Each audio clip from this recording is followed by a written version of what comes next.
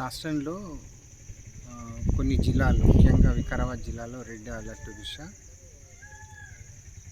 వర్షాలు ఎక్కువగా పడే అవకాశం ఉంది. ఎక్స్ట్రీమ్ రెయిన్స్ పడే అవకాశాలు ఉన్నాయి. ఇప్పటికే చాలా చోట్ల వర్షాలు పడ్డాయి. అంటే కోట్పల్లి అండ్ అనంతగిరి ఈ ప్రాంతానికి హైదరాబాద్ నుంచి సందర్శకులు ఈ చల్లని వాతావరణంలో రావడానికి బాగా ఇష్టపడతారు. కానీ ఇప్పుడున్న పరిస్థితుల దృష్ట్యా రావద్దని కోరుకుంటున్నాము.